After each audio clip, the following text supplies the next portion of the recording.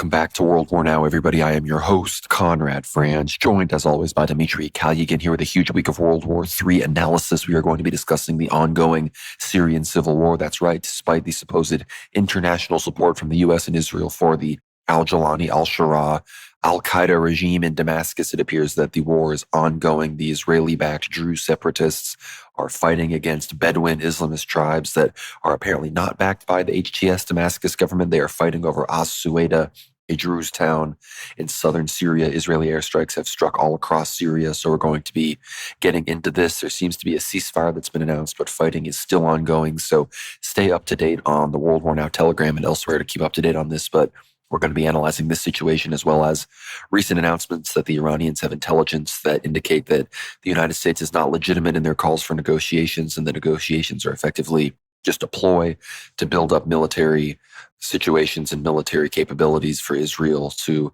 continue the war against Iran, to actually, execute regime change. So we're going to be discussing all of that. Israel's expanding war in Gaza as they target Christian areas. They've targeted the Catholic Church. They killed multiple Orthodox Christians this week. So we're going to be discussing all of that. The Houthi strikes on Israel, regional news, Turkey. Apparently the Turkish people want a nuclear weapon. We're also going to be discussing the Russia-Ukraine war as Russia advances all across the front line with news that apparently 160,000 plus personnel offensive from the Russians is apparently in the works.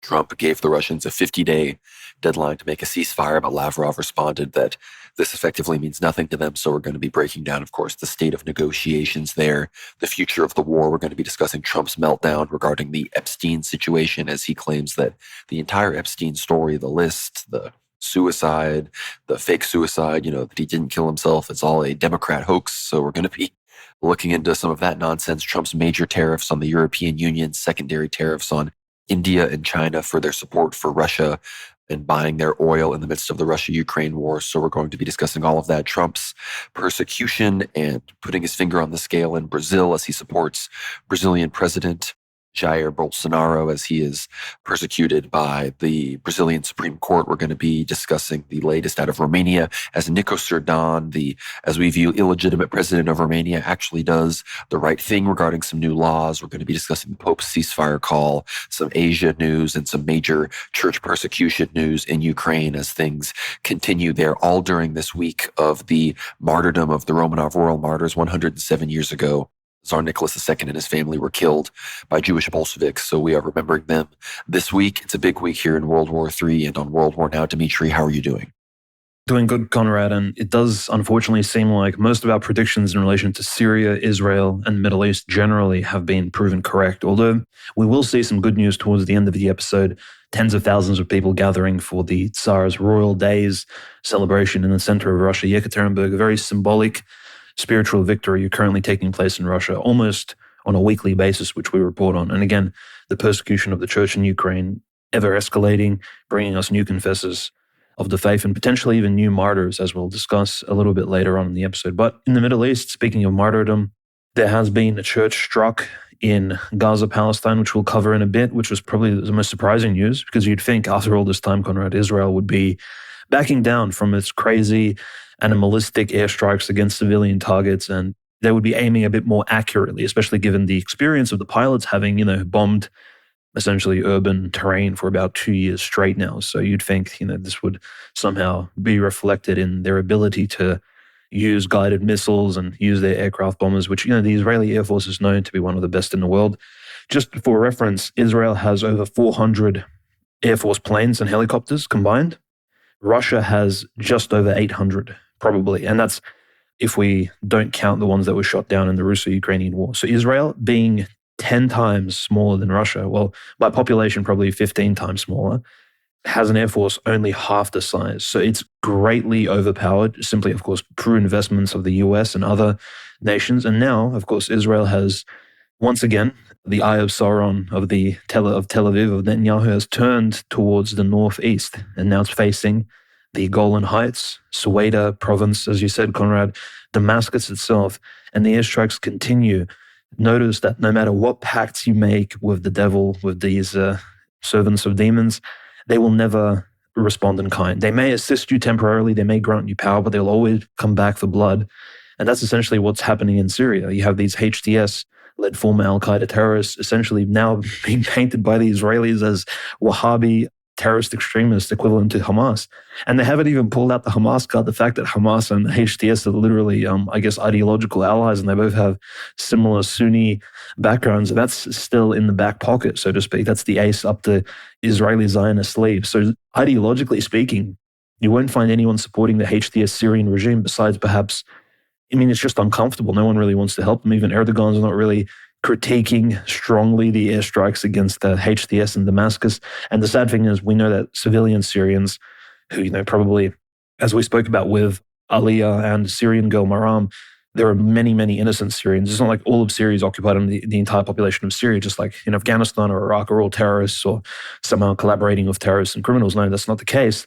We know there's tens of thousands of radicals controlling a much larger population of millions. That's typically how it happens. It's very similar to Soviet Russia, where you had roughly 50,000 to 100,000 Bolsheviks essentially conquer a much larger million-person population simply because, well, who has access to the arms, who has access to military training, who has lost all their conscience to spill human blood. And that's essentially what we're seeing in Soweto province, where you have local, essentially, I think the conflict, Conrad, broke out between the Druze initially and the local Bedouin tribes, especially those in David's Corridor, which is essentially this long strip of land along the Syrian border, which touches with Jordan, Iraq, and it travels. If you look at the Syrian border, you'll notice it's a very straight, symmetrical line, essentially very, very straight, just across the southeastern border. And that entire David's Corridor is essentially a desert. It's a desert. There's not that many, probably there's oil reserves there. It's pretty much unknown. There are Bedouins living there. And yes, they have these Bedouins, they travel inland around Damascus, and they have come in conflict with the Druze. Now, for whatever reason, the HTS government has seen it fit to assist these Bedouins who, and I'm not going to call the Bedouins like some sort of Sunni Wahhabi extremists either. Clearly, the Bedouins and these tribes people, I don't want to make a Star Wars reference here, but you know what I'm trying to say. They're living their own life, right? They're living their best life. Most likely, we know Syria was very libertarian in a way in how it managed its communities. We know it was multi-ethnic, multi-religious. The Yazidis, the Druze, the Shia, Sunni, even the Orthodox Christians all had controls of their own spheres of life. All these various tribes and villages and towns lived with significant independence even during the Assad regime years, despite the fact that people called Dr. Assad and his father dictators. And yet today, the Bedouins, it seems, have come into a local conflict with the Druze. It's not clear as to who killed whom in a greater quantity, right? However, things escalated drastically when the al-Sharaa, al-Jolani HTS government from Damascus, which is very close to Soweto, probably, I would say 50 kilometers, if not less, they sent forces. And allegedly, there was already HTS terrorists in Soweto province, of course, trying to control it.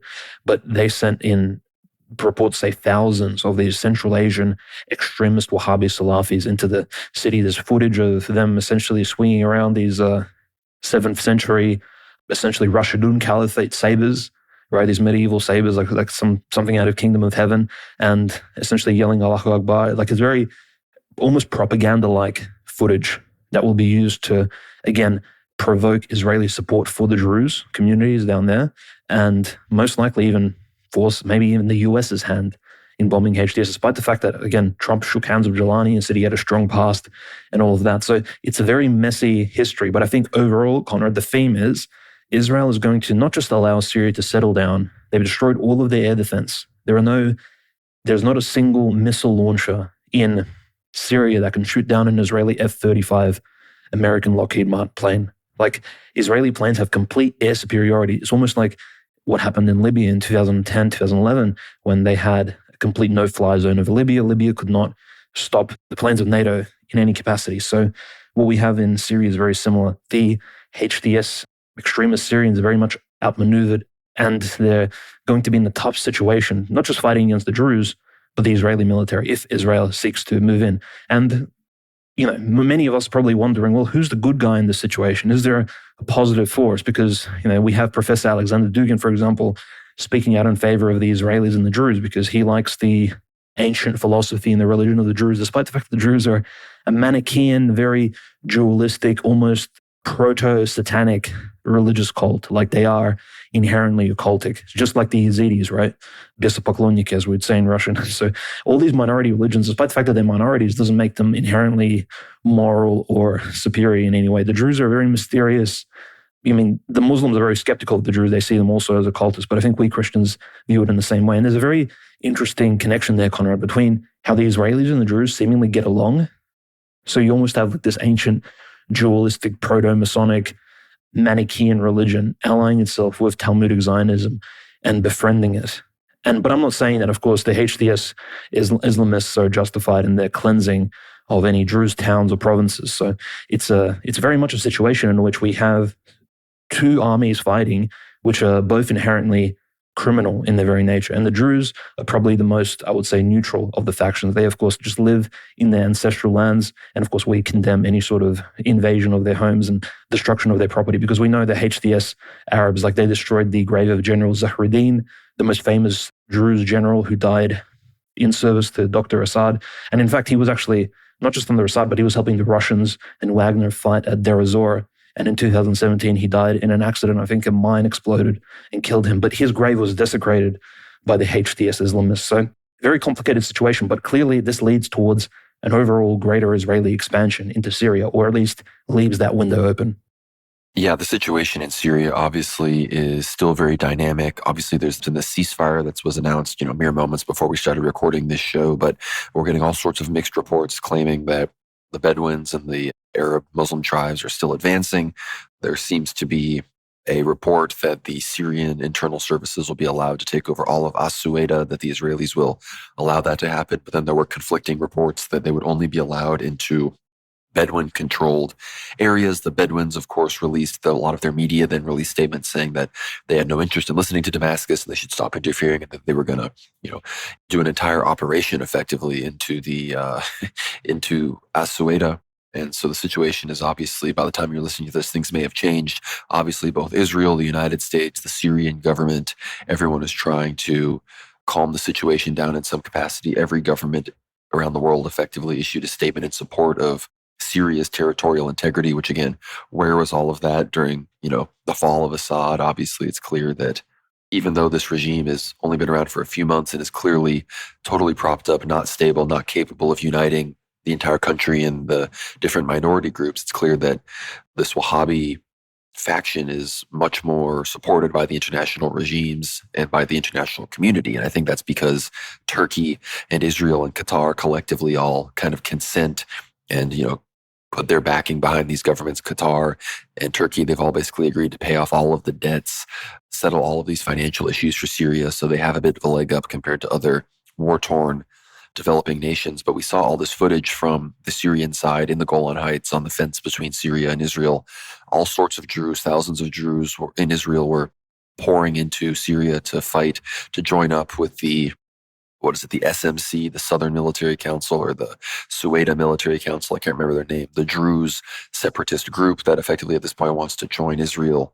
You mentioned the David's Corridor, Dimitri. There were talks at one point of Israel potentially securing all of that region, connecting the Druze Israeli allies in the south with the Kurdish Israeli allies in the northeast of Syria. So a lot of potential, greater Israel plans. There was, a lot of speculation attempting to come out of this, take advantage of this situation. But obviously Israel is continuing to escalate in Gaza as well. So they're striking Lebanon too. So I think they're hesitant that even though they want to go into Syria, they want to annex these places. They were airstriking the presidential palace in Damascus, the Syrian General Staff building. So they were really sending serious messages. They really do want to create this idea that they will do anything to protect the Druze, which creates sort of a perpetual casus belli for them to always be engaging in Syria's south. They obviously have already gotten the Syrians and many other parties to agree to the southern border region between Syria and Israel being a demilitarized zone. So all of this is serving the greater Israeli interests, securing the Jewish ethno-state and its realms. So that's what we are witnessing going on there.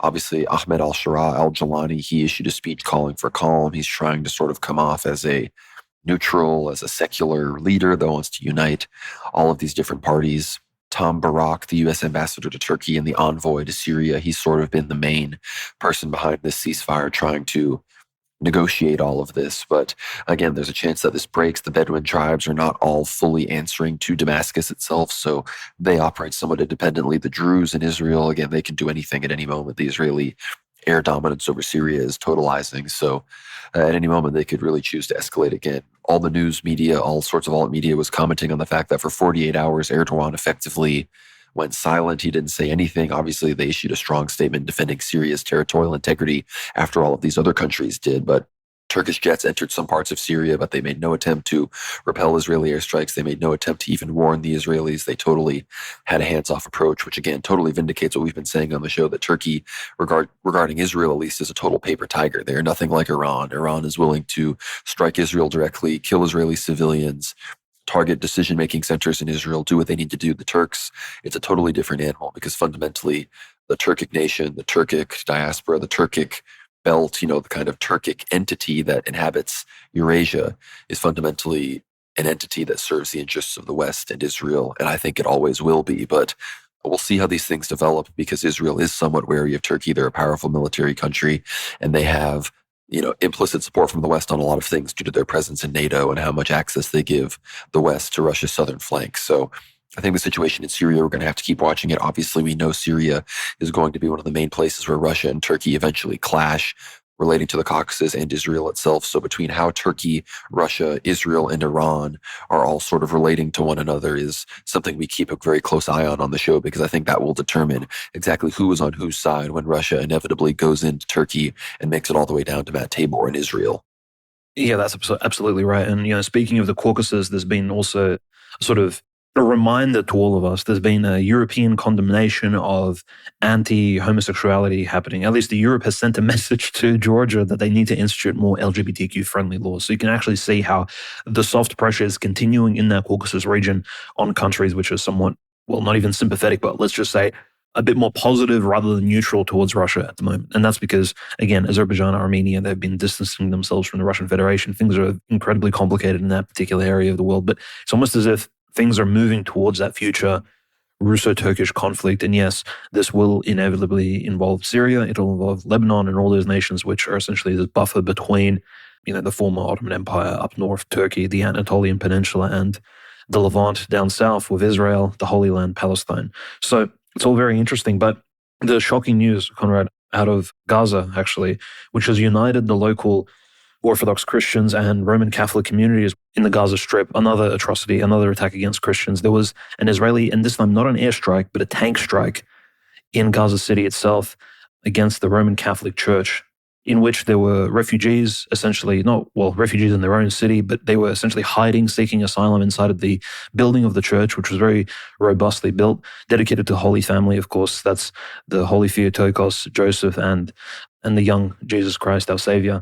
And it ended up killing two Orthodox Christians who were actually hiding inside of the church, seeking asylum inside of a Roman Catholic church. Now, mind you, this was apparently, according to Cardinal Pizzaballa, who was one of the potential candidates to the papacy, the only Roman Catholic church, at least operating in the Gaza Strip. For an Israeli tank to strike the church, mind you, tanks don't just strike randomly in various directions. We've seen even during the Russo-Ukrainian war, there's been rarely a time when tanks have accidentally shot at buildings. It's usually, honestly, even in the Kursk Oblast, when the tanks have been shooting some of those Orthodox Christian churches and monasteries, it was deliberate.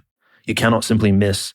And this tank, you can see even by the damage to the church itself, there was even seemingly a strike against the cross occupying the rooftop of the church itself. Of course, symbolically, the tank strike missed the cross itself, and the cross stood, strongly atop the church itself. But this has led to, again, Christians trying to call out to the international community for support for the end of the genocide taking place. Again, as we said, not just against the Muslims, but against Christians and the entire Palestinian community on an ethnic basis, right? This is the Israelis cleansing those who do not belong to them. Essentially what we're seeing is like a classic example of almost like an Old Testament-esque tribal genocide in which the Canaanites sought to, of course, destroy the early Israeli Hebrew communities and wipe them out. And of course, the holy, righteous forefathers defended their communities and proceeded to, essentially defend what was left. This is something you'd read about in the Old Testament, and yet The Israelis, despite them claiming to be descendants of the Old Testament, holy righteous forefathers and prophets, they're doing exactly what the Canaanites were doing, and that is attacking the oldest religion in the region, because Talmudic Judaism clearly does not have any roots in this particular land. But we saw Conrad, Patriarch Theophilus III of Jerusalem, Cardinal Pizzaballa Gather, and Archbishop Alexius of Gaza hugging each other, essentially many Christians just in tears from what took place. And it's very similar because we saw an interesting outcry after the bombing of the St. Elijah Church on the outskirts of Damascus a few weeks ago. And this is, I would say, equivalent to that, because if this was an airstrike, maybe we could say, or a drone strike, that this was accidental, similar to the Russo-Ukrainian war. But a tank striking a church like this, I mean, it's just a clear example of a premeditation, of planning. You simply don't get trigger happy with a tank shell. It's not possible. And a tank is operated by several men as well. Clearly, someone drove that tank close to the church, someone aimed it, and someone pushed the trigger. So again, we most likely won't see any condemnation of this act of persecution on Christianity in the Gaza Strip against Palestinian Christians. But yeah, it's quite horrible. The IDF, of course, claims there's going to be an internal investigation, but we all know that's going to go nowhere because, like you said, the tank shell struck right below the cross. There's absolutely no reason why they should have even been firing in this direction at all. This neighborhood contains, of course, Holy Family, the Catholic Church, St. Porphyrios Orthodox Church, the oldest church in Gaza, the third oldest Christian church in the world, is 200 meters away. That's why actually it was all three of the people that were killed, despite the strike being on the Catholic Church, were Orthodox Christians because, the Roman Church is much wealthier. They have a much larger facility. But despite that, the vast majority of Orthodox Christians in the Gaza Strip are Rum Orthodox Christians under the Jerusalem Patriarchate under Archbishop Alexios of Gaza. The names of the three Orthodox Christians that have been killed, we have Saad Isa Salama, who's actually a 60-year-old man who was employed as the janitor of the Holy Family Catholic Church. Fumia Isa Ayad, who was an 84-year-old woman who was receiving care there, as well as Najwa Ibrahim Abu Dawood. So memory eternal to these martyrs for Christ, much like the 22 martyrs in Damascus. These are people killed by enemies of the faith, in this case Jewish Zionists, who also empowered the Wahhabis that killed the Christians in Damascus. So Orthodox Christians, once again, at the forefront of persecution. I made a post about this on social media highlighting how it would not be new for the IDF to be targeting crosses here. We all remember in 2023 how IDF soldiers destroyed the cross atop Mount Hermon in Syria. They were kind of forced among backlash to put it back up, but obviously their initial instinct is to destroy these things. We remember the desecrations of the churches in southern Lebanon when the Israeli forces entered there and invaded. And of course, we remember the story 2005 in the West Bank. IDF tanks targeted the cross atop the monastery church of St. Fotini, which is built over Jacob's well, the well where Jesus encounters the Samaritan woman in the Gospels. And this is, of course, where St. Philomenos of Jacob's Well was martyred by Jewish settlers in 1979. And in 2005, Father Justin, the caretaker of the well after St. Philomenos, who helped build St. Fotini Monastery Church and finish it, he saw these tanks approaching. They were aiming for the cross, and he prayed to St. Philomenos to come and save them. And St. Philomenos appeared in the air above the church and stopped the tank shells from striking the monastery. So Israeli tank operators are known to target crosses in Christian churches, so this is simply them following a pattern. So it is not surprising. In Syria, of course, as we mentioned, almost 700 people have been killed in the fighting there. But at the same time, in Gaza, almost 100 people, civilians, are still being killed a day. In the past 24 hours, 93 Palestinians have been killed, which obviously that includes a lot of those Christians that were killed there. So an extremely depressing situation. The Israelis continue to escalate the genocide. The ceasefire attempts between the U.S. and Hamas and Israel and Doha, Qatar, seem to have completely failed. We recently saw a well-known Zionist rabbi giving a eulogy over Israel, an IDF war criminal who died in Gaza, basically saying that, praising him for destroying Amalek, praising him for listening to the words of Samson and targeting the children of the uncircumcised, the enemies of Judaism, and going into Gaza and destroying their homes. This is, you can see the videos on social media. He's, openly saying this. A bunch of high-ranking military Israeli officials were there. So this is the state of Israel. It's a genocidal religious ethno-state that seeks to suppress and basically submit all of the world to their, satanic agenda, where they are the superiors and we are their footstool. So obviously, everyone can say, oh, we don't care about Gaza, the Palestinians, they're brown, who cares? But they want to do what they're doing to the Palestinians to you. And if you don't, it's nice and convenient to not care and allow the Jews to not mess with you. But You can claim it's because of some based reason, but we all know it's because you are afraid of them. You're afraid of the Jews. You're afraid of them. And that's no way to live. So I think if you don't want them to do it to you, it's time to stand up now for the Palestinians, or it's going to be far too late. But unless you have anything else to say about Syria, Lebanon, everything, of course, the Houthis continue their assaults on Israel. They're not striking U.S. ships. The U.S. and the Houthis, their understanding seems to be holding. It's strictly a attempted air blockade on Israel. Obviously, the most of the missiles get intercepted, but major air alerts all across Tel Aviv and central Israel pretty much occur every day, if not 4 to 5 times a week. So the Houthis are still continuing their game.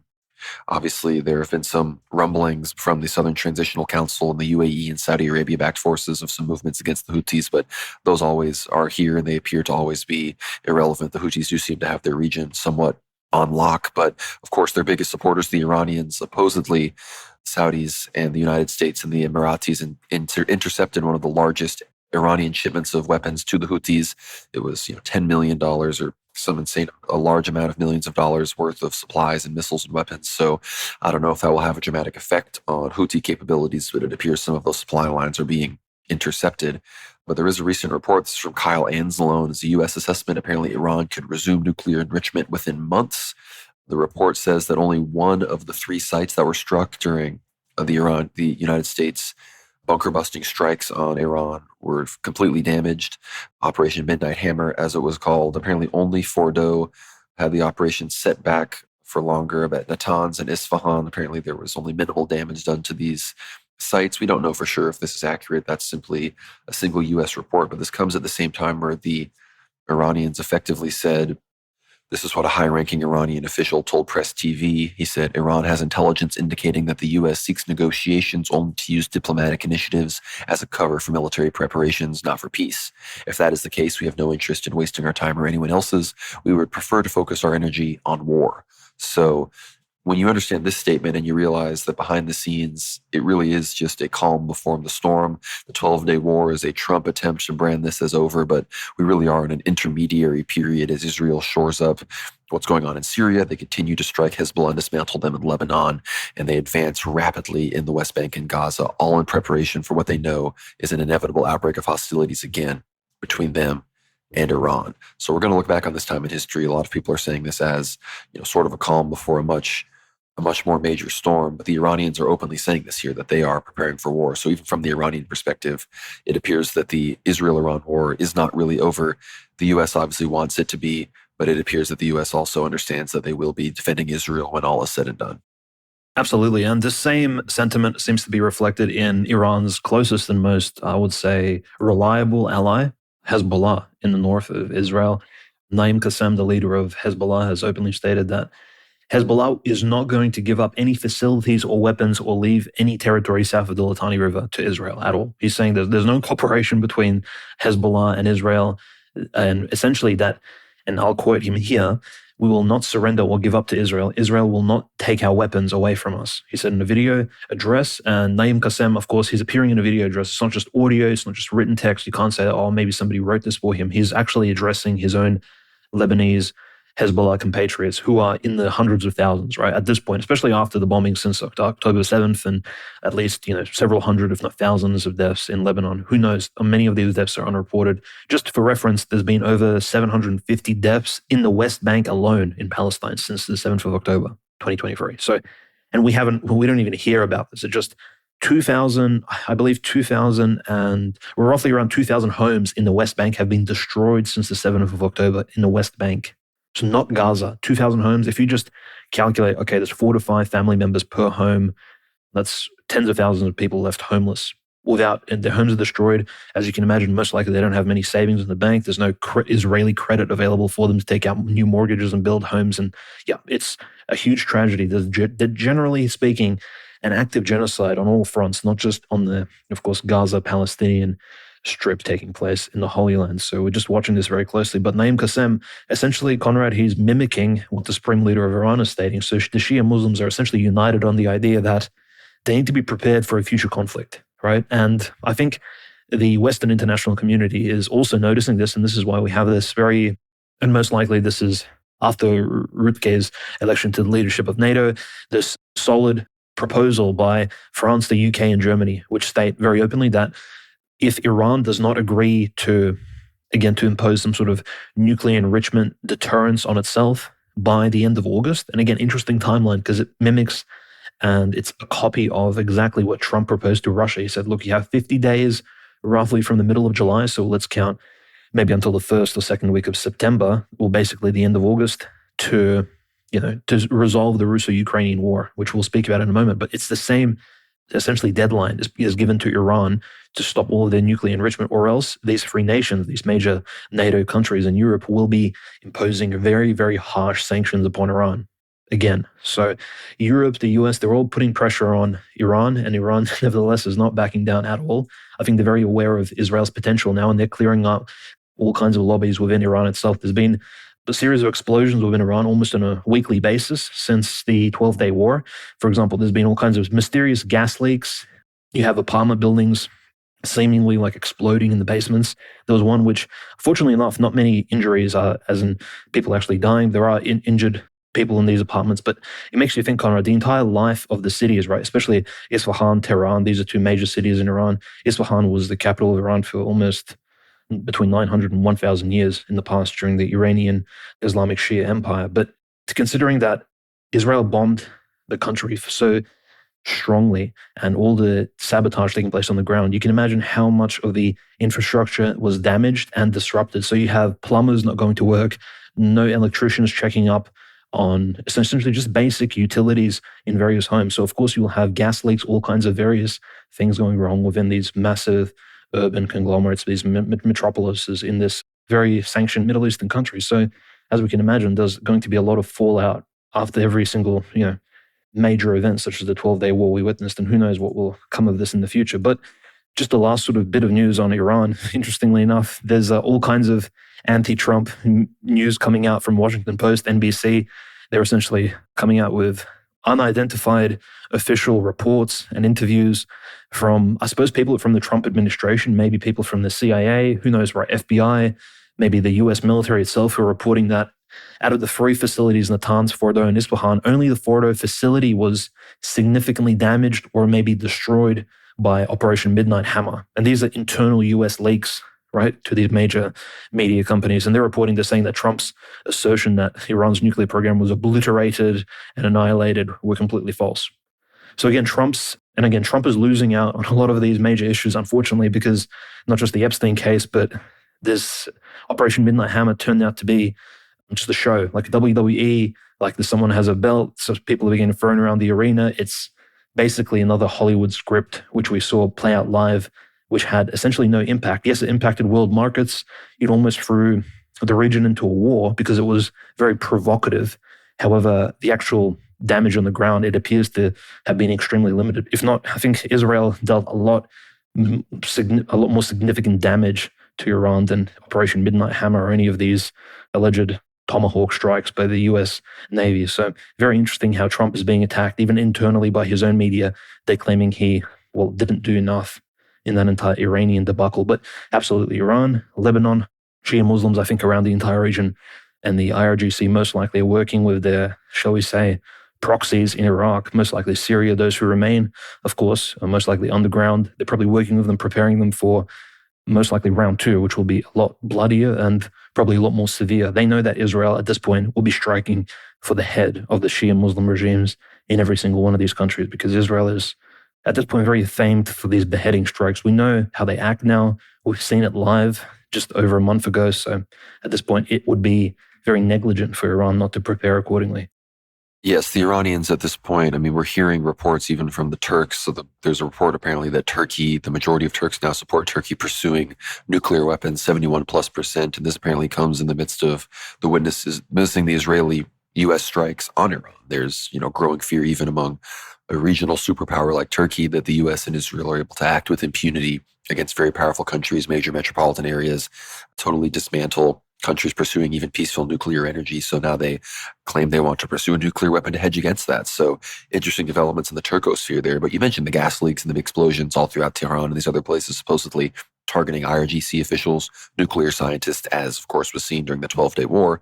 Obviously, these are largely being orchestrated by internal Mossad agents, agents acting within Iran to disrupt for Israel, potential, I don't know if there's any coordination with outside actors, if there are strikes at all coming in, if there are drones being operated, but it's clear that this war did not end. Israel is still operating on a full spectrum capacity to try to completely decapitate and destroy and incapacitate the Iranian regime.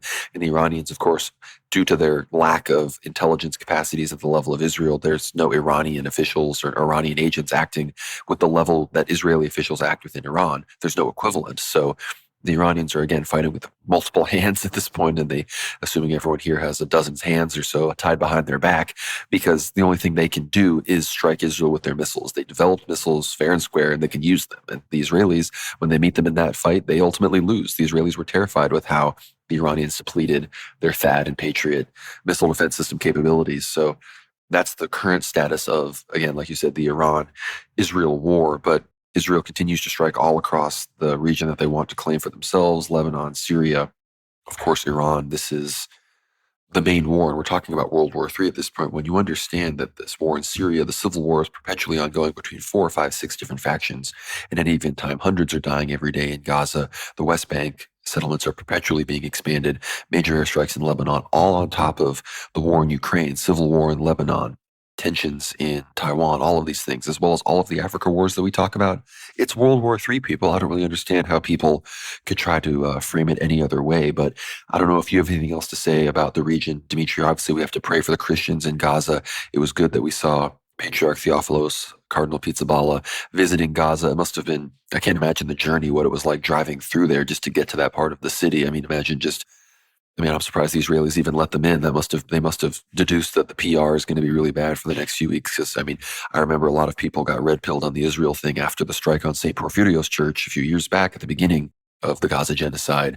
So this is sort of a new version of that. So perhaps they felt they needed to let, these church figures who are, of course, Israeli citizens, they are able to cross over to Palestine because they have this pan-Levantine communities with the Christians. The Israelis must have felt that they were forced to allow them to go in there. So it was good to see that. So we have to keep praying for the situation there and hope. I don't know if Christianity is spreading at all in Gaza, but if somehow more people could come to Christ because of this, that would be wonderful. But we do need to talk about the situation in Russia and Ukraine. And this is from CNN. I saw it from a number of other sources. I'm just going to read here. The U.S. President Donald Trump's 50-day pause ahead of possible secondary sanctions on Russia gives the Kremlin a window to exploit the incremental gains of recent weeks, which analysts say increasingly put key Ukrainian strongholds in the east in peril. Russia is thought to be days or weeks away from surging into a heightened summer offensive, perhaps using the 160,000 troops Ukrainian officials have said are amassing near their front lines. But in the past 2 weeks, Russia has also made small but vital advances, placing its forces in a better position to cut off Ukrainian troops in 3 key towns: Покrovsk, Konstantinivka, and Kupiansk on the eastern front line. And, putting aside the article, Russia has made major advances into Dnipropetrovsk. They're taking more and more settlements there, which is a very good sign because this is not currently a territory considered by the Russian constitution to be Russia. They're getting closer and closer to the city of Zaporozhye as it becomes clear that is likely going to be one of the targets of the next surge. They're continuing their buffer zone in the other border regions in Sumy, these other places. So very important advances. Obviously, the Donbass is still the key, and it's clear they're trying to, I think, wrap up most of those regions that are currently constitutionally Russian by the end of the summer or before the end of the fall when winter really sets in. So that seems to be what I think is going to happen here. Dimitri, I'd love to hear what you think is going to happen in the next 50 days if these 160,000 troops are going to be used the way that you think they're going to be used. Obviously, the Russian Sergei Lavrov responded that they have no interest in this 50-day deadline. They've heard 60 days, 24 hours, 100 days. None of it really matters. So it appears that we are set on a course for escalations between Russia and Ukraine. Trump is openly talking about these plans where the Ukrainians the Europeans are going to buy all sorts of weapons and give them to the Ukrainians. He had a meeting with Mark Rutte with NATO, the NATO chief at the White House. So major developments and escalations from the United States perspective. And apparently there's news about these sanctions. America is apparently going to sanction China and India over their continued purchase of Russian oil, which is prompting Chinese, Indian, Russian dialogue talks. We might talk about that a little bit more in a second. But unless you have any final words on the Middle East, I would love to hear your full analysis of the front line in Ukraine and where you think we are going with these latest remarks from Trump and the clear Russian rejection and their doubling down on the battlefield.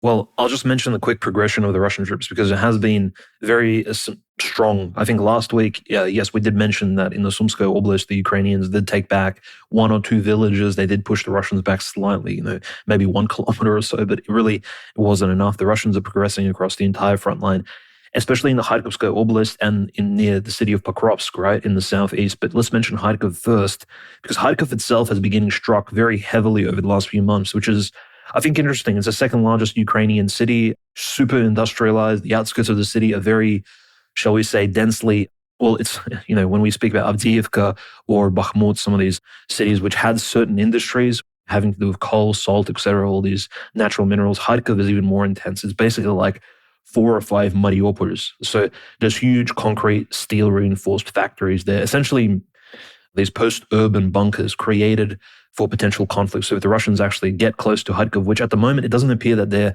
progressing all too strongly, what appears to be happening is near the city of Volchansk, which is right on the Kharkov border, Kharkovskoye Oblast border, in which the Russians have been fighting for over a year now. And by the way, some of the most elite Russian forces are fighting in Kharkovskoye Oblast. And this is some place where we're getting a lot of the best footage from. In fact, because we have Yuri Yevich essentially filming documentary films about how him and his elite volunteer commando brigade are storming all kinds of apartment buildings and sieges. And Yuri Yevich is probably one of the biggest followed Telegram channels. He's one of the most professional, I would say, military doctors and surgeons, as well as commanders. Ukrainians blame him for being like Dr. Mengele of the Russian forces. They claim that he's not just a medical expert, he's also an expert at torturing Ukrainians and having them, interrogating them, shall we speak, because he knows all about chemical warfare. But again, the CIA knows that too, as we know from the WikiLeaks reports that came out of Iraq, etc., that Julian Assange provided us, that, modern day interrogation tactics, right? And let's just be real about this. Interrogation has been a thing since Byzantine times. Whenever you capture enemy spies, you have to, retrieve information from them. So this is not a very nice subject to speak about, shall we say. But the Russians are progressing very strongly in Kharkov. They're essentially securing what appears to be a buffer zone. At least this is what Oleg Tsarov is reporting, that the Russians, maybe in anticipation of a certain temporary ceasefire, are securing a very strong border between Seversky Donetsk River and the Volchya Wolf rivers in the Kharkovskoye Oblast near Volchansk. So they're actually securing interesting border similar to the one in the Khersonskoye Oblast along the Dnieper. And while that is happening, there are these demoralizing strikes, not in Volchansk itself, but a few tens of kilometers away in the city of Kharkov itself, you have Russians striking at the most disliked centers of Ukrainian power. And what may those be? Of course, those are the TTSK, territorial recruitment centers. These are the centers which forcefully mobilize Ukrainian citizens, essentially kidnap them, lynch them, draft them into the Ukrainian army, send them into the trenches of the front lines, essentially forcibly. And these are the TTSK centers, are the ones that essentially, these are where the officers are. This is where the lists of Ukrainian citizens are held. These are the centers essentially of Ukrainian oppression, right? Zelensky's brigadiers leave these centers in order to kidnap priests and send them to the front lines and all these various training camps and what can only be compared to essentially POW labor camps at this point. But it's interesting that the Russians are missile striking these centers in Kharkov and Zaporozhye, which is two of the cities you can say that are very close to the front lines, major Ukrainian cities. So it's almost as if Russians are trying to win favor from the local Ukrainian citizens, which hate the TTSK territorial recruitment centers of the Ukrainians. So these are very good news. I mean, we've heard of these centers being struck before. Well, it was a dream, but if only Russia could strike these centers back in 2022, right, with these long-range Iskander and other missile strikes, and prevent the essentially genocidal mobilization which took place across Ukraine all those years ago, would have been a lot more beneficial. But better late than never, I suppose. And generally speaking, the Russians have, just over the past week, progressed. They've taken 10 settlements, it's been confirmed. And speaking about the Pokrovsk city, siege, which we've been kind of foretelling for a long time, it seems that every year, Conrad, there's a major city that gets taken. So firstly was Mariupol, 2022, right? The Great Siege. In 2023, it was Bakhmut, right, with Wagner, Yevgeny Prigozhin, Dmitry Utkin sort of taking the limelight there, receiving a lot of media coverage. Then in 2024, we've had the fall of Avdiivka. It appears that 2025 will be the fall of Pokrovsk. And the progression here is not from that southwestern angle, which me and Conrad were covering for so long, because you had these huge village battles, like in Shevchenko, for example, hundreds of Ukrainians, probably tens of Russians have died there, fighting literally building to building, like in some sort of essentially almost futuristically video game. You have live, just no tanks at all. It's just troops, like almost hand-to-hand level combat. The footage is absolutely insane. And of course, drones, footage of soldiers, and it's absolutely incredible, the fighting that's taking place there. But the progression is not on the southwestern side for these villages, but the Russians are progressing through the northeast. So the full surround, which we spoke about, as soon as Pokrovsk is even threatened to be encircled, the Ukrainians will be left with two options. Like in Mariupol, do they allow themselves to be surrounded and then besieged, starved, or like in Avdiivka, do they force a retreat? Because the Russians will leave them most likely one or two highways to leave the city of Pokrovsk, in order to, again, I think this is probably a good idea because the Russians will save the Ukrainian forced conscriptees from being slaughtered. At the same time, it'll demoralize the Ukrainian government because they'll need to openly order, in particular, the commander of the Ukrainian forces, Syrsky, will be forced to order the troops to retreat. And there'll be, a lot of controversy thrown into the Ukrainian political system because at this moment, the former commander of Ukraine, he's actually the ambassador of Ukraine to the UK in London.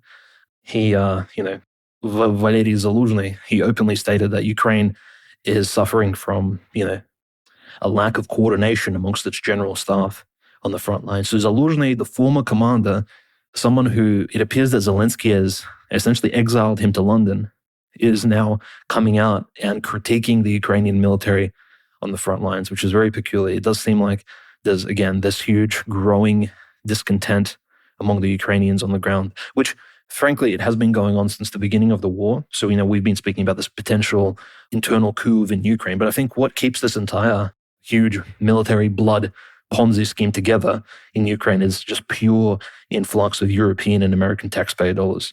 Like the petrodollars continue to print and the Ukrainian army is continuing to be sustained. And so the military officials are actually, because obviously they're all extremely corrupt, they're afraid to come out and start any sort of internal revolution because that may end not just their careers and their lives, but also this huge unprecedented funding that the Ukraine is getting, which has essentially built the Ukrainian military monster into something which, frankly, no other country has ever been in Europe. Even I would say comparably, Ukraine is probably one of the strongest countries in Europe at the moment.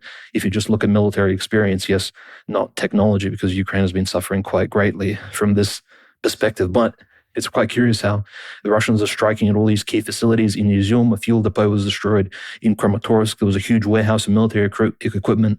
Essentially, it was concrete reinforced, but it was completely, obliterated either by a well-placed tactical drone. And the Russians are such professional drone pilots at this point that they're flying these drones into the warehouses through like open holes, doors, ventilation shafts. All the footage is absolutely insane. So they can control these little drones with explosives and plant them into specific niche open areas and make things happen. So it's quite scary how drone, warfare has essentially turned into this prime light feature of the entire conflict. I would say that's quite dehumanizing, but at the same time, one drone which is worth $5,000, $10,000 American dollars is probably better for a drone to be destroyed than a human life. Because I don't want to be, it may be a bit inappropriate, but the Russians and Ukrainians have already calculated the cost of one human adult life. So one human male life is worth, on the front lines, between 3 and 4 million American dollars, roughly. Maybe less than that. Because I think, again, we're speaking about Eastern Europe. How much does it cost to raise a Ukrainian or a Russian to the ages of 18 to 21 to 25? Maybe a couple $1 million at most, maybe $1 million, perhaps even less, to educate them, to train them. And so if you really think about it in these terms, and you can't really put a value in a human soul, but in this particular conflict, it does appear that spamming, using waves of drones is a lot more economically sustainable than sending humans to essentially to the slaughter. But it gives this entire conflict a really Talmudic, very mercantile, very Rachdanite, Talmudic merchant sort of vibe, which I think we should definitely cover, and we do cover every week here on the show. So that's very interesting. But there's one more thing I wanted to cover from within Russia itself. We've been speaking about how in the Russian military, there's a few issues. One of them is, of course, the coordination between the ground troops and the Air Force, right? So it's very hard to call airstrikes.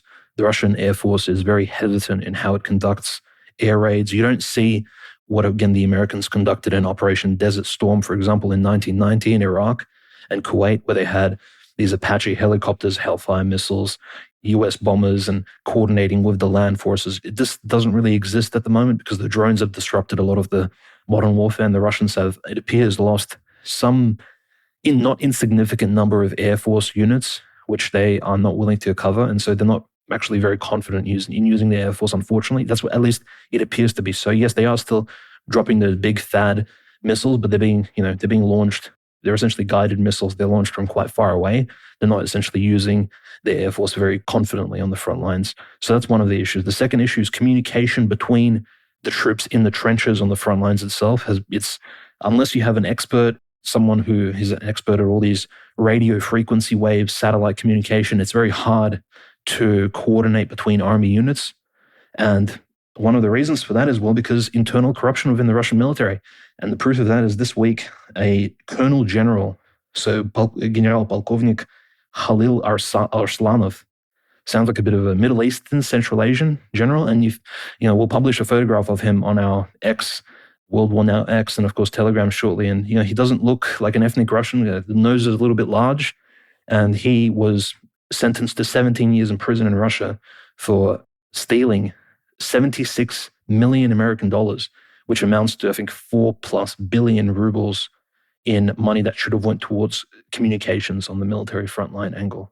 And his second in command was sentenced to 7 years in prison too. So you can just notice how many lives has this particular man cost the Russia. And it's very sad that somebody like this, like the deterrence is not in place. Like he will not be, for example, capitally punished, so to speak. He won't be hung or shot for treason when his corruption, his thievery of the military-industrial complex in Russia has probably cost the lives of hundreds, maybe thousands of Orthodox Christians. So it's even worse than maybe betraying your own country. In a way, it is de facto betrayal. So at least the Russian Defense Ministry under Belousov is actually acting quite comfortably in persecuting some of its own generals who are, leading this corruption. So Russia, it does appear that it's preparing itself for a potential, maybe it is preparing for a potential ceasefire that Donald Trump will force upon them once this proposal of sanctions will be installed in 50 days' time if Russia and Ukraine do not reach some sort of agreement.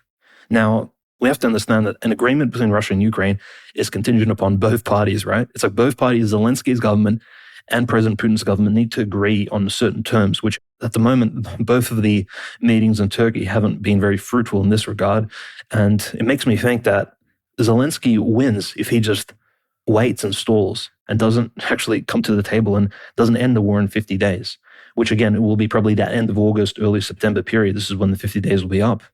And it makes me think that perhaps President Putin's in a complicated situation where he'll have to almost either force a mobilization, Conrad, or force, as you said, this massive assault, which a lot of Russian military experts and Z correspondents are talking about, maybe an assault on multiple fronts, create huge buffer zones, and essentially force Zelensky to come to the table by sheer military might, which frankly, Russia probably has the capacity to do. So at the moment, Trump is appearing to force Russia's hand.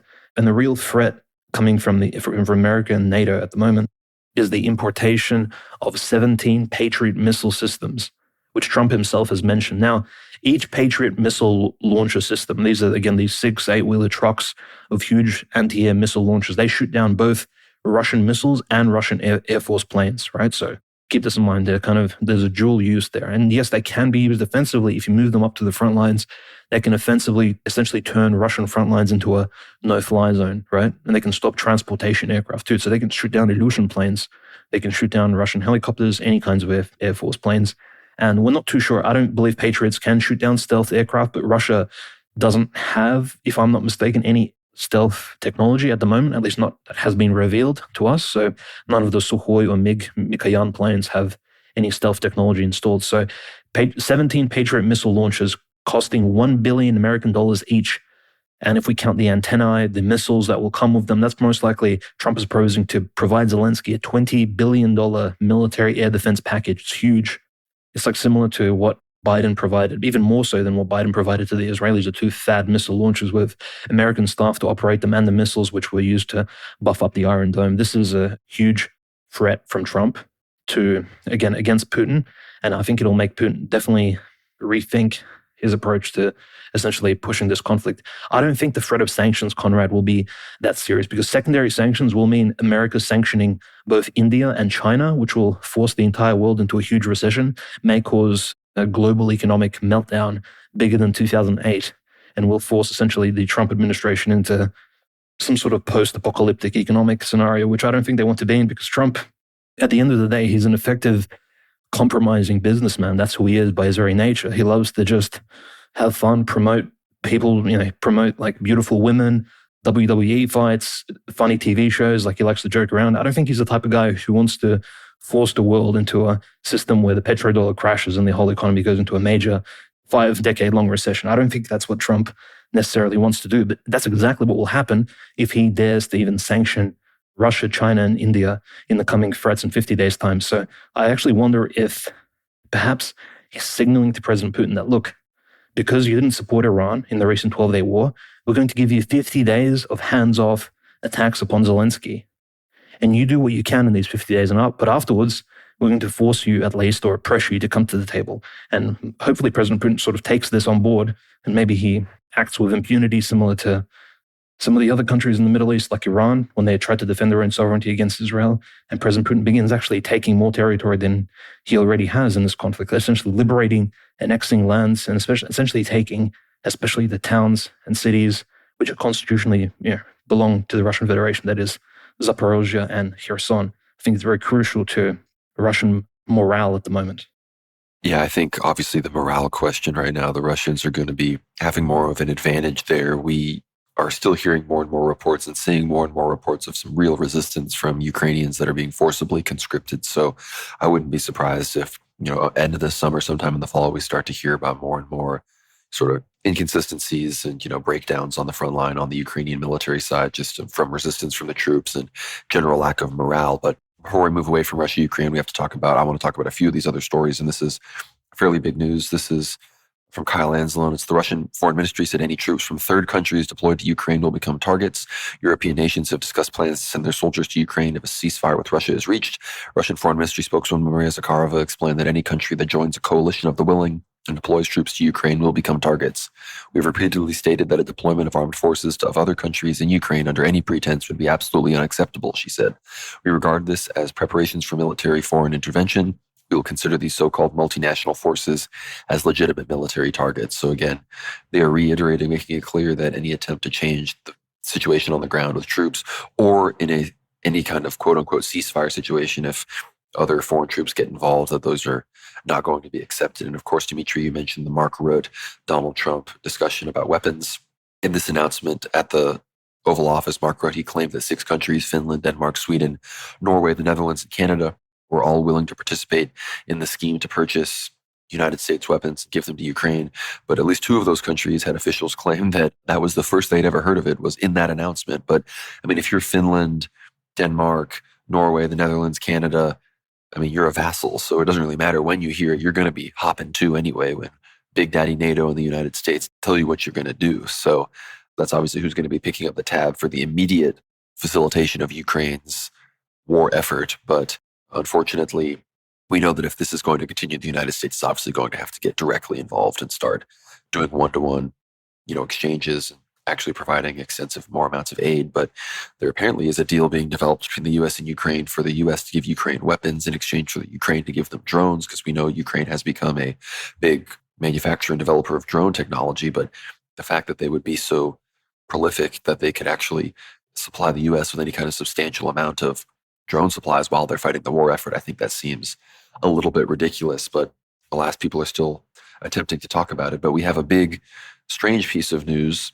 The Ukrainian intelligence officer, of course, was recently murdered, an assistant to Arestovich, a high-ranking Ukrainian intelligence officer, but apparently the assassination was claimed by the neo-Nazi group The Base, which is a very weird, violent Fed group in the United States that I guess has been attempted to be linked to Russia, and somehow whatever remnant of them that exists is claiming to have killed this Ukrainian official, which is extremely strange. I don't know if it's true. I don't know the situation, but probably one of the more interesting stories I found, this came out of Kherson, was a very well-known Chabad rabbi, Yosef Yitzhak Wolf, who apparently is a known supporter of the persecution of the Ukrainian Orthodox Church, a hardcore Ukrainian nationalist rabbi who advocates for the forced conscription of more and more ethnic Ukrainians. He's the director of Chabad Lubavitch of Kherson, so I'm sure a big enemy of our mutual friend Kirill Stremousov, who unfortunately was killed in Kherson.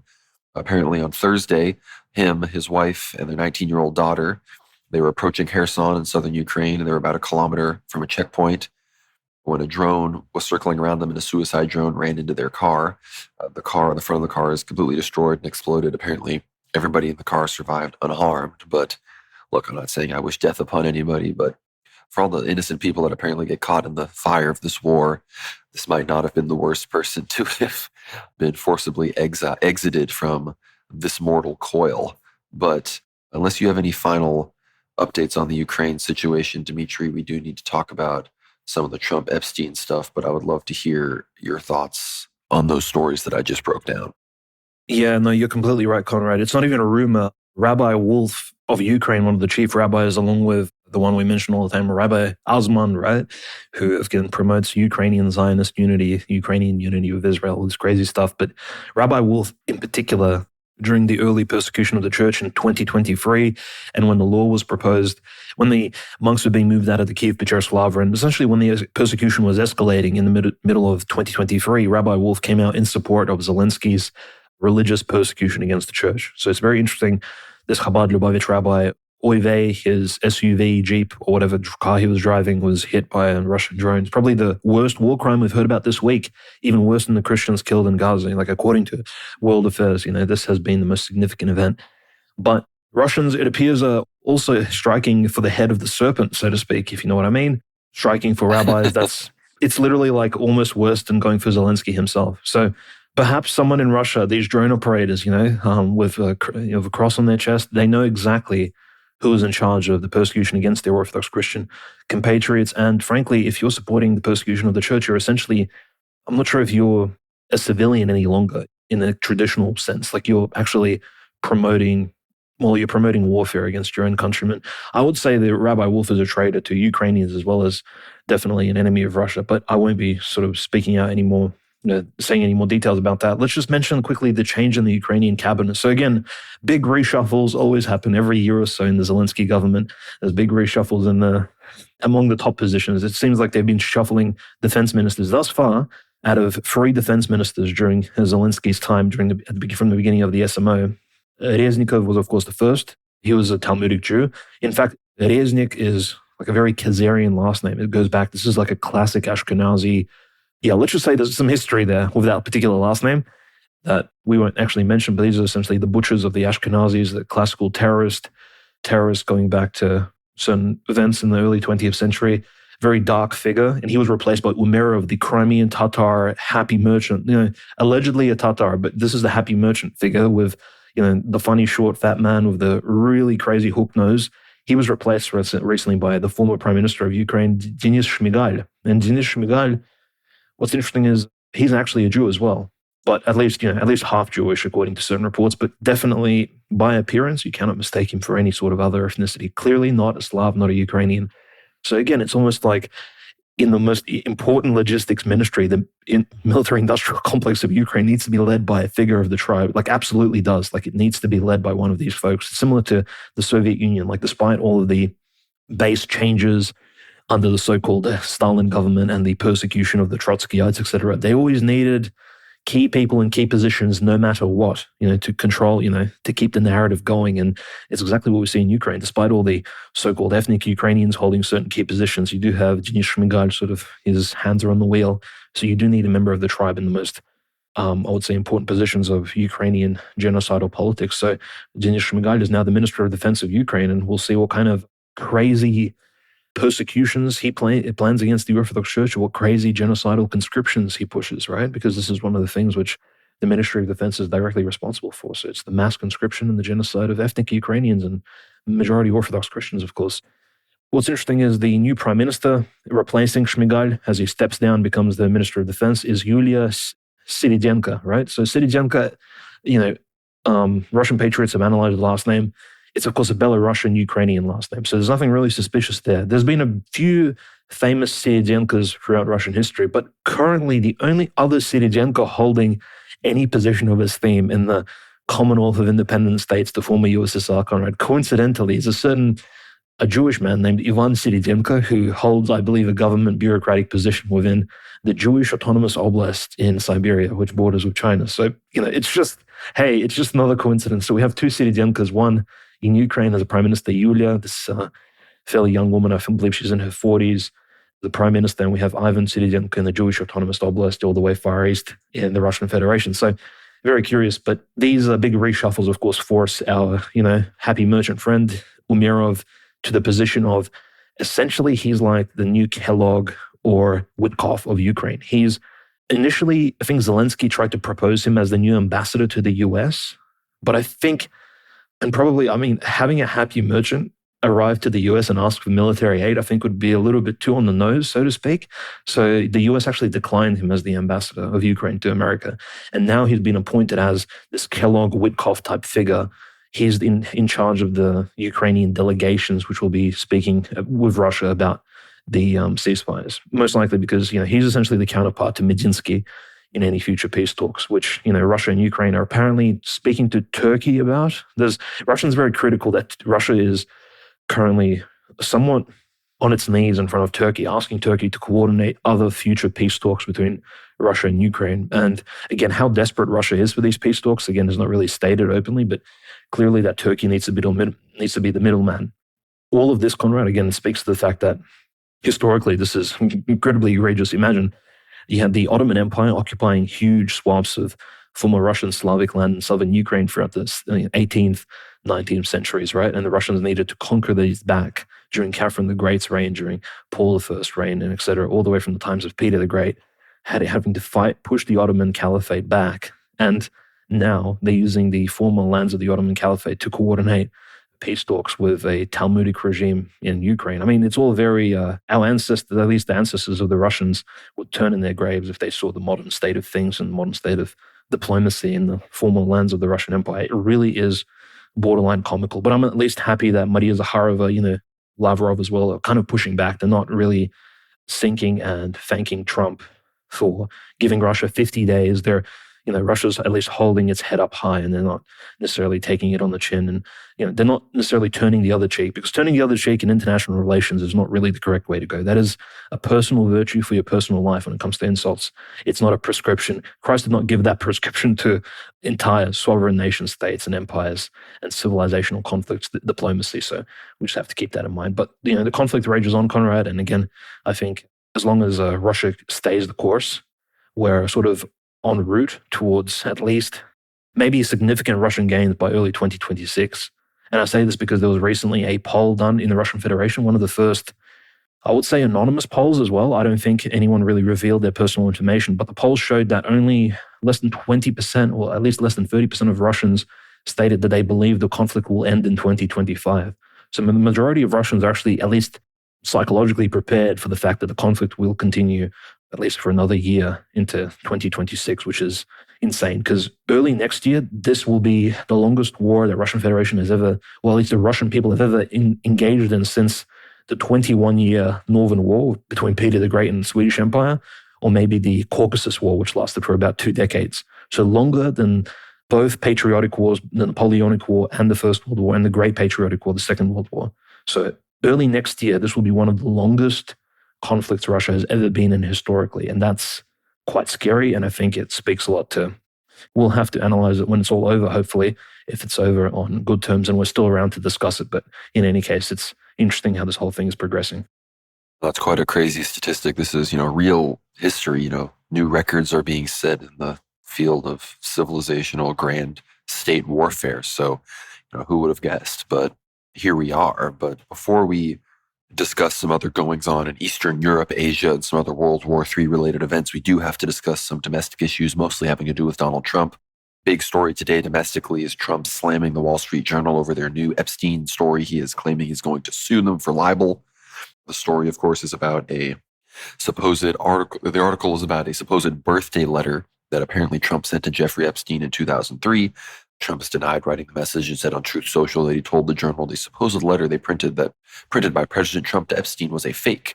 President Trump will be suing the Wall Street Journal, News Corp, and Rupert Murdoch shortly. The press has to learn to be truthful and not rely on sources that probably don't even exist. Truth Social post from the president account reads, President Trump has already beaten George Stephanopoulos, 60 Minutes, and others, and looks forward to suing and holding accountable the once great Wall Street Journal, the statement continued. The Hill has contacted the White House for comment. The Journal reported that the message, which appears to bear Trump's signature, was typed inside the outline of a naked woman. A pal is a wonderful thing. Happy birthday. May every day be another wonderful secret, the final line reads, the Journal reported. Alan Dershowitz and Leslie Wexner also wrote similar letters to Epstein, according to the Journal. I never wrote a picture in my life. I don't draw pictures of women, Trump told the Journal. It's not my language. It's not my words. Vice President Vance chimed in, coming to Trump's defense on social media and criticizing the Journal for the piece. Forgive my language, but the story is complete and utter bullshit. The Wall Street Journal should be ashamed for publishing it, Vance wrote. Where's the letter? Would you be shocked to learn they never showed it to us before publishing it? Does anyone honestly believe this sounds like Donald Trump? So this obviously is coming in the aftermath of Trump claiming the whole Epstein situation is a Democrat hoax. Obviously, he got extreme backlash from his followers. The alt media, everyone was going after him for this. A poll came out that said that less than 3% of Americans supported the amount of disclosure that the Trump administration had, facilitated of the Epstein documents. And again, coming out and claiming it never existed, there was no list, it was all a hoax, after staging that whole fake media photo shoot where you gave all those influencers that binder and all this stuff. I mean, it completely doesn't make sense. So obviously, it makes sense why people are turning on him. But in the aftermath of that, he claimed that he immediately kind of sort of caved and basically said, well, you need to release all Epstein grand jury information now. I don't know the current status of that. That might be ongoing. But then the Wall Street Journal situation dropped. So again, the Wall Street Journal, usually a bit more careful with their sources. I am very skeptical of this. It didn't really sound like Trump. I don't necessarily think this is true, but the Wall Street Journal must have trusted their source to publish it. So there seems to be a full pressure campaign, realizing that Trump's own base obviously is turning on him for the Epstein issue. So those on the other side of things might be trying to exploit that as best they can. But as far as other domestic issues with Trump, Trump is issuing tariffs left and right. He was going after BRICS, claiming BRICS is this little group. They're going to be issuing a 10% tariff on everyone associated with BRICS. I think there's been a 30% tariff issued on the European Union, massive tariffs issued on Canada. We already discussed the tariffs coming for India and China, more tariffs, of course, going on Iran and Iranian entities. So tariff war is escalating. Trump, the tariff man, very much fulfilling his promise there. The only other thing I wanted to discuss in this vein is the Bolsonaro situation. The Supreme Court of Brazil has ordered Bolsonaro or an ankle monitor effectively be under house arrest at all hours of the evening, 7 p.m. to 7 a.m. In response to this, Marco Rubio, the State Department, and Trump have effectively sanctioned the Supreme Court of Brazil. I think they're effectively all banned from coming to the United States now. There's rumors that some of the daughters and children of the Supreme Court justices studying in the United States might end up being deported. So very dramatic soft power escalations from the United States to sort of try to defend Jair Bolsonaro from the persecution that the Brazilian state is foisting upon him. But we're going to be watching that situation obviously very closely. But I found the BRICS comments from Trump very interesting because, in the past, no one ever really acknowledged BRICS. It seemed, ostensibly BRICS was somewhat hesitant to have this sort of economically bellicose rhetoric against the U.S., but we remember the whole fake BRICS dollar thing that everyone was talking about, all the talk about the currency. It seems Trump is obviously taking offense to this and is targeting BRICS and sort of creating the dialectic that we all were sort of assuming was operating behind the scenes of the unipolar United States thalassocracy versus this emerging multipolar order of different tellurocratic and regional hegemons sort of coming together. So I'd love to hear your thoughts on that, Dimitri, before we move to talking about Romania. Oh, no, yeah, absolutely huge news. I think the whole Bolsonaro-Lula election, which we didn't get to cover because we only started our podcast, I believe, 1 or 2 weeks after the election, resolved in October of 2022. So we kind of saw the aftermath of that. We never had any podcast episodes while Bolsonaro was still president of Brazil, but very key figure. He was, of course, actively participating in BRICS, but perhaps Lula is more of someone who has that third worldist, communist, Marxist approach. And in fact, if you recall the 2022 electoral campaign, but again, between Bolsonaro and Lula in Brazil, one of the big themes was that Lula was accusing Bolsonaro of being a Freemason, bourgeois, capitalist type figure who was allied with the US. And it's true, there are photographs of President Bolsonaro, the former president of Brazil, inside of a Masonic lodge. At least there's a few photographs, and him, of course, traveling to the wall, with Israel, etc., all the casual stuff like that. But Lula himself, Bolsonaro accused him of just being a Satanist. So it was like, okay, you're a Satanist, no, you're a Freemason. It was a very bizarre political campaign. And Brazil is a very Catholic country, more or less. They're still somewhat quasi-religious, and it is one of the biggest Christian countries on earth. So a very interesting, weird domination of the land by, essentially, it's almost like a quasi-inquisition taking place there, at least in the PR sense. It's very bizarre. But I have to say that Bolsonaro does seem to be backed by the US. It's almost as if, in order to undermine BRICS, Conrad, the US is trying to get another foothold into Brazil. probably through, I don't know, supporting Bolsonaro in some way. This is why Marco Rubio spoke out against the Brazilian Supreme Court justice who ordered Bolsonaro to wear an ankle bracelet. Bolsonaro is being investigated for corruption. Very similar to the Imran Khan situation in Pakistan, I would have to say. It's an almost identical type of, where one very popular president is overthrown, he loses, and then there's an internal audit of him. And I wonder if the same will ever happen to somebody like Zelensky. So it's quite curious how all of this is evolving. We know in the Russian Federation, for example, when Boris Yeltsin stepped down, and of course, President Putin was made president of Russia and he won the subsequent election, no such thing happened. There was no investigation, no auditing of the oligarchic class, of the robberies that took place in the 1990s under the auspices and blessing of Boris Yeltsin, which, I can't really condone that sort of closing of your eyes on crime within a country, because the number of robberies that took place in Russia, again, in a private and public spectrum, is, I would say, unprecedented. There's never been a robbing of that sort, maybe since the fall of Constantinople in 1204 or the Bolshevik dissolution of the Russian Empire. So quite drastic stuff. But I have to mention, Conrad, the very sort of control-esque stuff coming out of the US, right? With this blanket calling the whole Epstein thing fake news by Trump. Very interesting. And now he's suing, I think, Murdoch. And he's suing, there's threats of coming out and essentially fighting against Epsteinian fake news. Suppression of freedom of speech, it seems to be the theme here coming out of the Trump administration.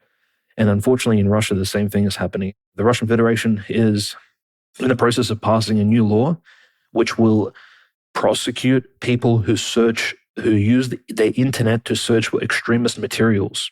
So if you Google something like, for example, The Great Within the Small, The Protocols of the Elders of Zion, Mein Kampf, any other materials which are listed as extremist by the Russian Federation, or even quoting Nazi, The Root of the Nation by Vladimir Osipov, or any of these Russian nationalist right-wing texts, or maybe even Wahhabi texts in the Russian Federation, you may be prosecuted by the Russian Ministry of Internal Affairs. Police may visit your house, maybe the FSB will break in.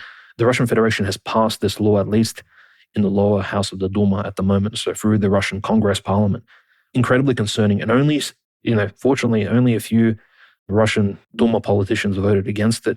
Unfortunately, the vast majority of United Russia voted for this new censorship law. So stay tuned for our new A4 episode coming out soon, which we will actually discuss Article 282 and the growing police state in the Russian Federation. Very interesting that they're increasing this anti-extremist political position in Russia, essentially against fake news, against all these events during a war in which maybe patriotism and Russian nationalism should be promoted.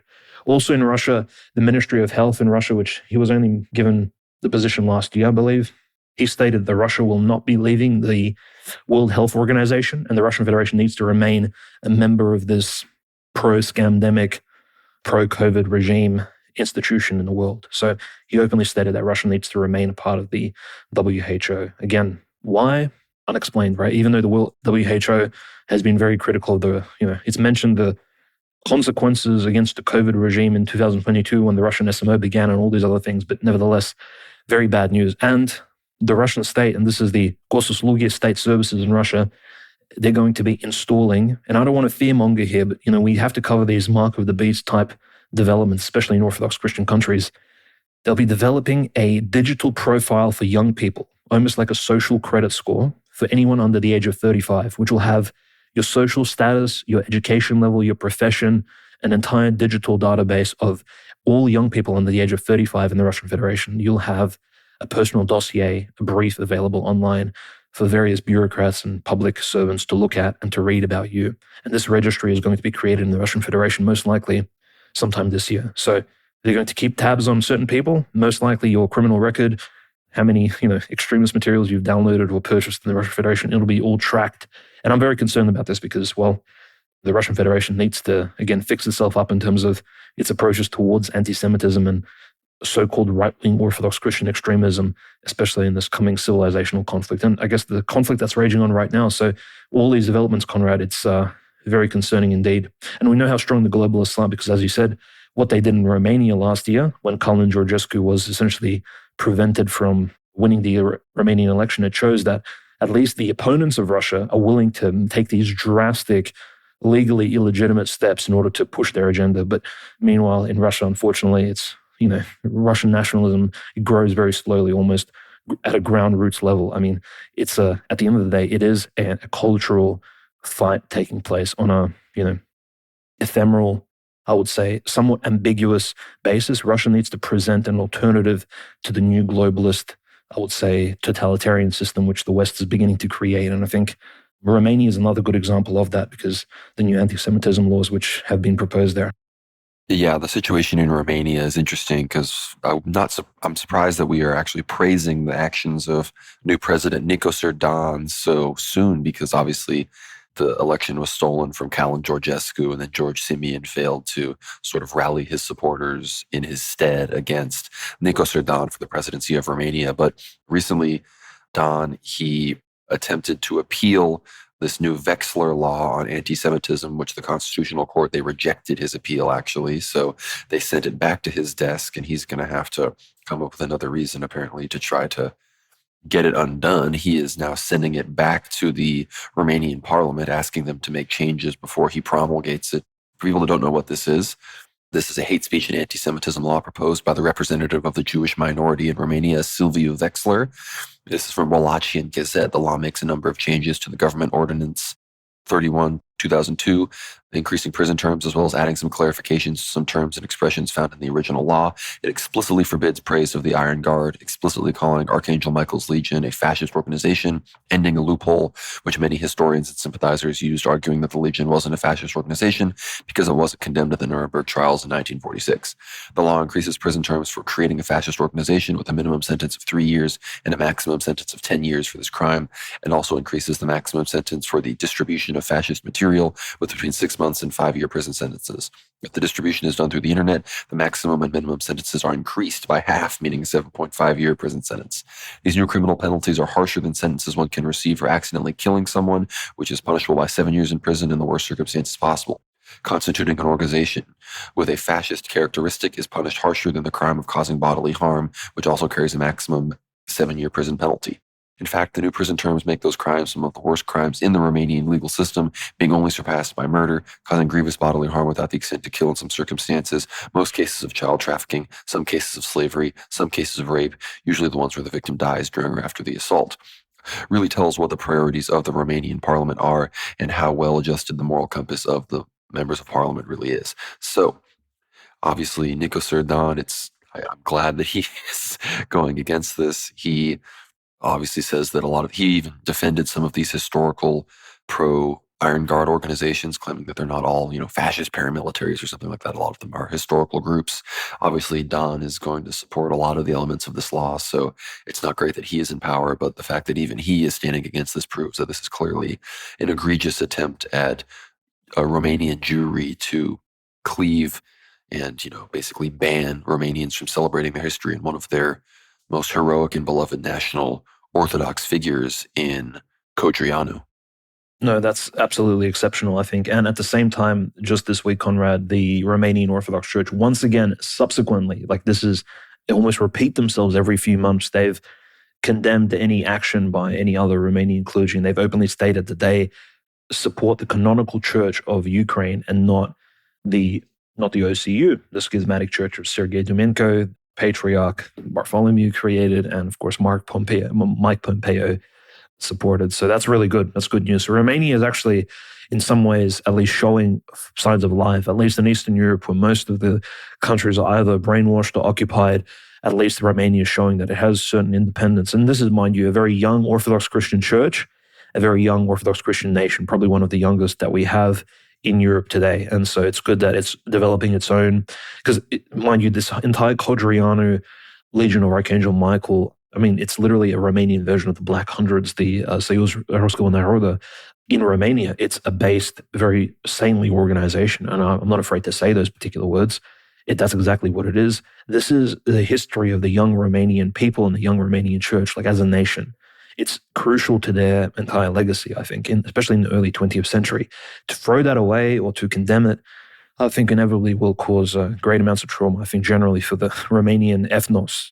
And I think going forward, Romania really has to identify more with its Orthodox Christianity rather than with its European, shall we say, nationhood, as people are trying to promote with the EU and NATO. But again, the Romanian Orthodox Church, through its very lukewarm neutrality, I think we'll need to stand up more for these sort of identitarian issues, because at the moment it seems that just Romanian laity are the ones responsible for pushing all these based ideas along, whilst the Romanian actual high clergy, including the bishops, are very much taking a back seat. Perhaps they're afraid of sanctions. Maybe they're afraid of being persecuted in a similar fashion to those bishops in the Ukraine. So the demoralization of higher Orthodox clergymen is very much an active political scheme which Talmudic globalists are using, I think, against various local Orthodox churches. No, that's 100% accurate. And again, Romania is really becoming this battleground in the Orthodox world, in the sort of general Eastern European world, where the generally right-wing and conservative sensibilities, the Orthodox loyalties of a country like Romania are being completely tested against the fact that they are a completely occupied state, that they have effectively no sovereignty. And the only thing we can hope for is that this wakes up more and more Romanians, obviously in a spiritual sense, because who knows what's going to happen politically. So we could hope that this would actually ironically raise awareness and allow people to see that if the powers that be are coming after someone like Kodriana this hard, maybe he is somebody worthy of respect and potentially even my veneration. But I just have a few other final stories here that we want to discuss. Obviously, the Pope has called for major ceasefires in Gaza and Ukraine in response to, the killing of the Christians and the striking on that Catholic church in Gaza. This all, of course, is happening as the Myanmar civil war continues to rage on. I'm seeing more and more videos of, the anti-junta forces continuing their surprise attacks across the country. So despite Russia and Chinese support, that war is continuing to rage on. Obviously, Western actors support the anti-junta forces fairly extensively. And, the junta forces, their bombing mechanisms in their air force is fairly primitive. So they accidentally end up killing all sorts of civilians, and that ends up leading to even more propaganda against them that fuels the resistance. As far as other news across the European Union, the UK is now allowing 16-year-olds to vote. So Cook Island continues to get more retarded. I don't know the argument for that. If anything, we really need to be working on limiting the franchise in the world of Western democracy, not expanding it even more than it already has been. But alas, here we are. The UK already doesn't really have a political solution available to it anyway. So who really cares, right? But as far as the South Pacific goes, Taiwan has been doing all sorts of huge drills with their new Western air defenses, Western tanks. Anti-China invasion drills have been going on for weeks and weeks and weeks. At this point, China continues to escalate with its own drills. So we continue to watch the South China Sea. China continues to expand across these other shoals, South Thomas Shoal, Scarborough Shoal. Obviously, the U.S. is desperately trying to refocus towards Indo-Pacific comm, but the Middle East and Ukraine continue to tie them up. So I think China, as we already mentioned in previous episodes, they really do want Russia to continue the war in Ukraine so they can continue to build up and shore things up for the inevitable big pivot and refocus on China from the United States Zog beast. But trying to think of any other pieces of news I have from these parts of the world. I think I've pretty much covered everything. I talked about the Bolsonaro situation earlier. So Dimitri, I think it's about time we dive into church persecution this week. Yes, there's quite a few really short stories which I'll cover. And of course, if anyone wants to ask any further questions, feel free.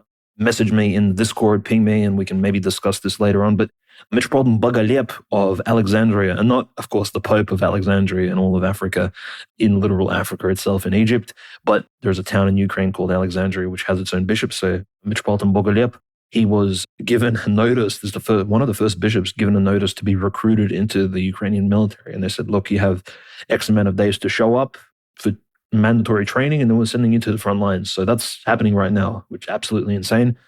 An elderly bishop to be recruited. I mean, how desperate are these people? Again, this is a new Ministry of Ukrainian Defense under Denis Shmyhal, already sort of progressing their Talmudic agenda. You have Metropolitan Meletius of Chernovtsi. Remember the Chernovtsi Cathedral, which was recently besieged, but it was taken back by Orthodox Christians. He was actually, according to him, he received medals and awards from Metropolitan Onufri himself, which he then passed on after the church service. He stood on the ambon and he was congratulating all of the lay people and giving them these medals and awards on behalf of Metropolitan Onufri to the defenders of the cathedral. So can you imagine receiving an award from a bishop for actively, like, with your fists and your physical presence protecting the cathedral from Ukrainian banderites? What an honor that would be.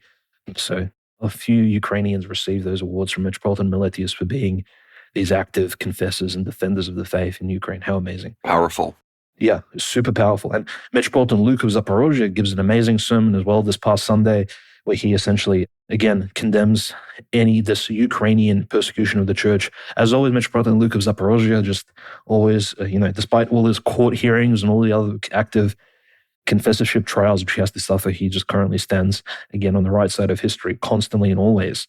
And of course, further persecution you have in the city of Pokrovsk, which is currently being surrounded by Russia. There was a young woman, I believe she was actually sent to Kiev in order to stand trial. She's a daughter of a priest, 22-year-old young girl, basically, sentenced to 15 years in prison for allegedly, during a church service, filming a column of Ukrainian troops traveling outside of the cathedral that her dad served in. So this is, yeah. And apparently this film was her spying on the Ukrainian troops. Whilst Russia has little satellites, they have drones literally monitoring the entire situation on the ground. What does handheld phone footage, what kind of fruits will that bear for the Russians? Again, I think completely bogus. I doubt this daughter of a priest was a Russian spy in one of the Pokrovsk churches, but yeah, nevertheless, this young lady needs to be liberated, hopefully, and the Russians are keeping tabs of all these, what I would only call Orthodox Christian political prisoners at this point.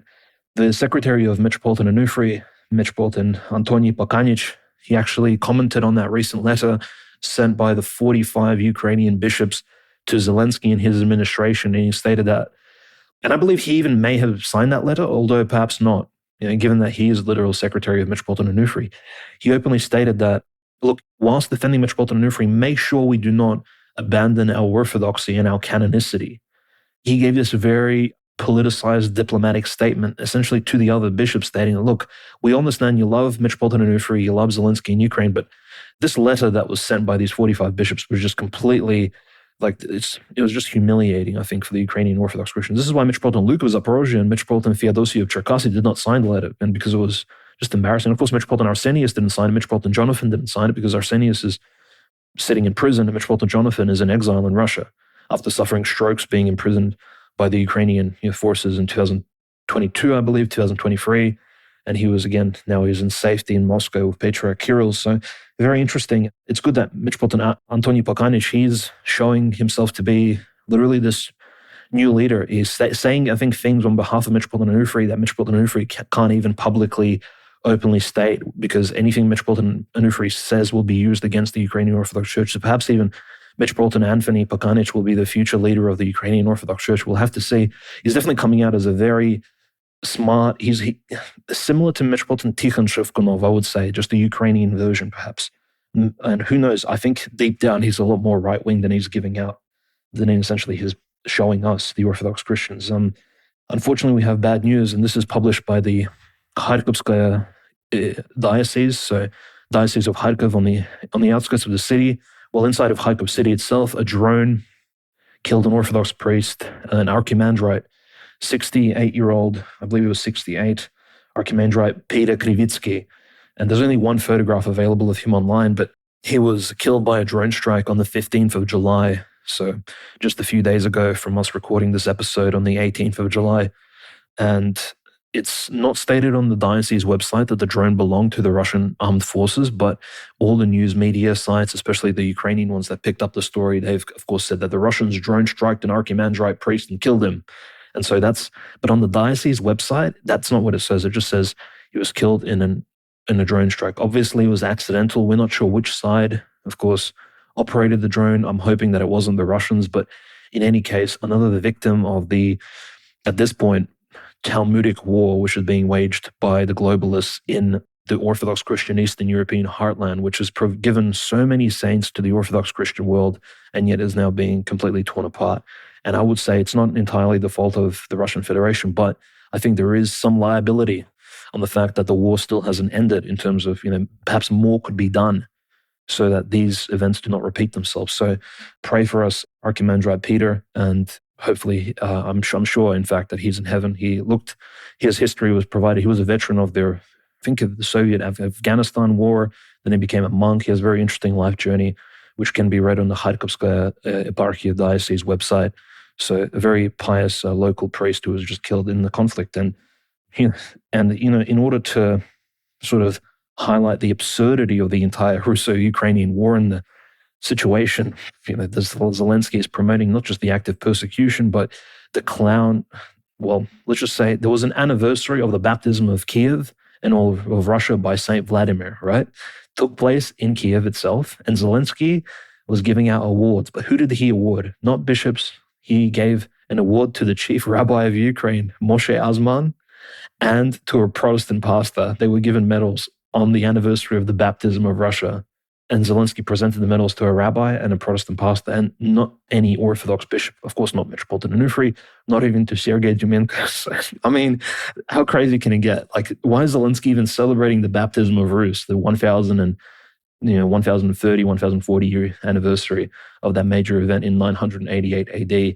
Absolutely insane. I mean, they're almost mocking the Orthodox Christian faith. And so, yeah, very well, Conrad, the persecution truly is continuing. And yet, I think hopefully all of this is buffered by the fact that Orthodoxy is well and truly rising, not just through confessorship in Ukraine and Eastern Europe, but also by the people who are currently in a state of liberty, the Russians in Yekaterinburg celebrating the memory of the royal martyrs and during the royal days on the 17th, 16th, 17th, 18th of July, all across central Russia in the Perm region, in Yekaterinburg itself, venerating the Tsar martyr and his family. Just an amazing time happening in Russia right now. Yes, the procession pictures are quite amazing. I love seeing what's going on in Yekaterinburg, seeing what goes on there every year. I've just got a few stories about church persecution. This story, while of course it's sad because it's in the midst of church persecution, you can't help but laugh at the frankness.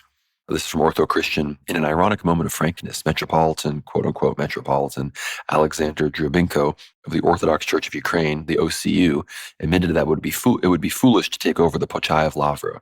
Ever since the canonical Orthodox Church, the UOC, was expelled from the Kiev Caves Lavra, the monastery has become desolate, reports Glavcom, as cited by the UOJ. Drubinko spoke out against attempts to seize the Pochayev Lavra from the UOC, pointing to the problems within the OCU itself. Concerning the situation in the Kiev Caves Lavra, Drubinko noted the stark changes that have come over the monastery in comparison with former times, when it was in the hands of the canonical UOC. The place was bustling. 9 liturgies were served daily. Pilgrims flocked to it. Candles were bought. Prayer notes were submitted. And now there is silence in the Lavra, he said. Drubinko also observed a similar situation in many other cities. The churches stand empty, he said. And yet we still want to take the Pochayev Lavra? Until the leadership of the OCU and the UOC sit down at the negotiating table, it won't be possible to resolve this issue, the Metropolitan declared. As Ortho Christian reported earlier, the Kiev Caves Lavra under the OCU has resorted to holding concerts and cooking shows to support itself, whereas the canonical UOC restored the entire monastery from near ruin when it was given use, but not ownership of the Lavra after Ukraine became an independent state. Alexander Drubinko was consecrated a bishop and made a metropolitan by the reposed Metropolitan Vladimir Sabodan of blessed memory, whom he served as an assistant. Therefore, he would well know what life was like in the Kiev Caves Lavra under the UOC. He was one of the 2 bishops from the UOC to join the OCU. So one of the few people that is a canonical bishop that was actually ordained properly, that's been part of the OCU, is one of the most strong internal critics of that organization to begin with. So that's the situation going on there. The only other news I had was that Patriarch Theophilos, he visited the Christian city of Taipei, which is currently under attack in the West Bank. It's the only majority Christian city. I think this was part of his ongoing Palestine tour with Cardinal Pizzaballa. So I think this was right before they went and visited Gaza. So they're in Taipei. This is obviously a very important place for Christians in the West Bank.